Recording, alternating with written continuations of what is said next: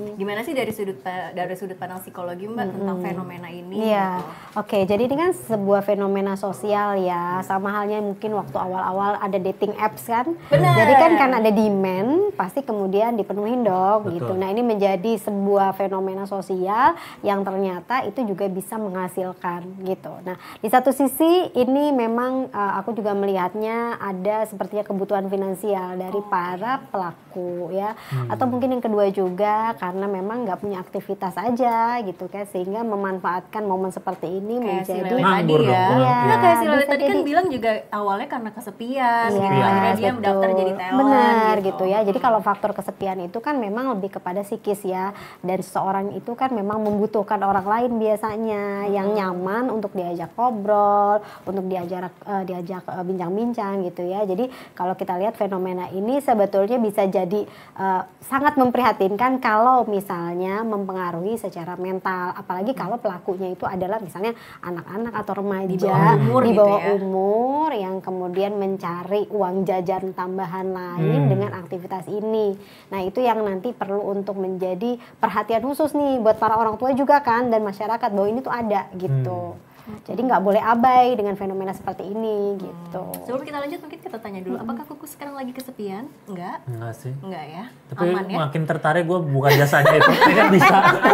Kayaknya bisa. Bukan manajemennya ya, Bukan manajemen manajemennya talent. sekalian, Sebagainya. manajemen talent. Ya jangan di bawah umur ya Ku. Jangan di bawah umur, Oh. enggak. Boleh. Terus Tapi kalau ini ada nggak sih secara jangka panjangnya gitu? Kayak sekarang kan jadi itu mikirnya ternyata gampang ya. Kalau gitu gue nggak usah nyari pacar beneran aja. Kalau gitu ada kemungkinan Iya, ke jadi sana kayak- kan? Bisa jadi kan, karena gini, kalau aku melihatnya si pacar sewaan ini kan pertama seseorang itu butuh dukungan sosial. Makanya kenapa saya butuh orang lain yang bisa mendengarkan saya. Nah itu kan aspek secara kejiwaan atau psikis ya, bahwa kita tuh sebenarnya pengen untuk didengarkan. Nah kebetulan memang si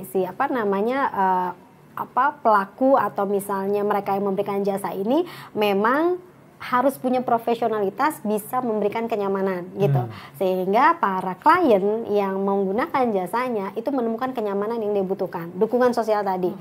Terus kemudian kayak tadi, apakah jangka pendek jangka panjangnya itu seperti apa? Apakah nanti membuat seseorang itu bisa akhirnya memutuskan untuk nggak punya pasangan aja gitu? Kalau Belum udah tentu nyaman, juga terlalu nyaman. gitu. Karena kalau misalnya yang seperti ini kan tidak ada kedalaman emosional. Iya. Ya, para talentnya juga dilatih untuk punya boundaries, jangan sampai misalnya punya keintiman atau misalnya relasi yang mendalam. Itu kan mereka juga sudah ada seperti SOP-nya gitu ya. Jangan sampai kliennya itu akhirnya jatuh cinta beneran sama dia.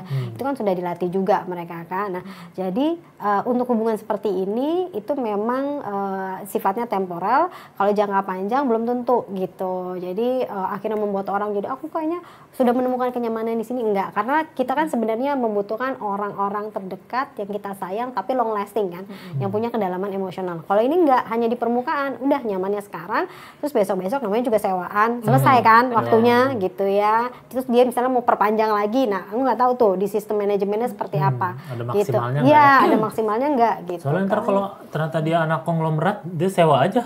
Ketimbang setahun dia sewa 5 tahun sekalian tuh gimana? Kenapa? Ya sewa untuk jadi pacarnya selama 5 tahun. Duitnya mah nggak masalah gitu. Gimana kalau kejadian kayak gitu?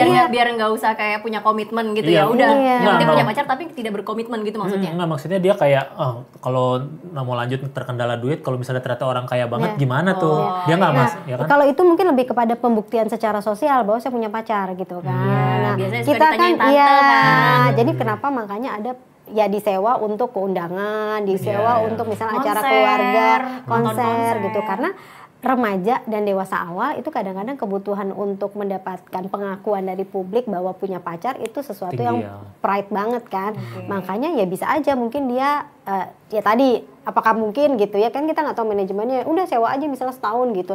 Yang penting di situ perasaan memilikinya walaupun dangkal itu ada gitu. Padahal itu kan semu yang nggak bisa kita bilang keaslian hubungannya seperti apa, itu nggak bisa. Sudah pasti seperti palsu. itu. Sudah pasti palsu. Maksudnya Sudah pasti palsu. kalaupun 5 tahun terus akhirnya nyaman gitu kan nggak bisa juga. Nggak bisa. Karena sudah perjanjian itu tadi. Benar. Yes, betul. Kenapa nggak dibikin Kalau kayak manajemennya juga nggak bisa. bukan nggak dibikin, tapi memang kenapa nggak ya cari aja yang memang konkret Iya, gitu hubungannya. betul gitu. Atau mungkin kalau tadi ya ternyata mungkin salah satunya menemukan, karena gini, kalau perasaan itu kan kadang-kadang nggak bisa kita kendalikan kan. Kalau Iya. kita udah menemukan kenyamanan, rasanya tuh itu kita akan into ke dia terus kan, kita akan cari dia terus kan.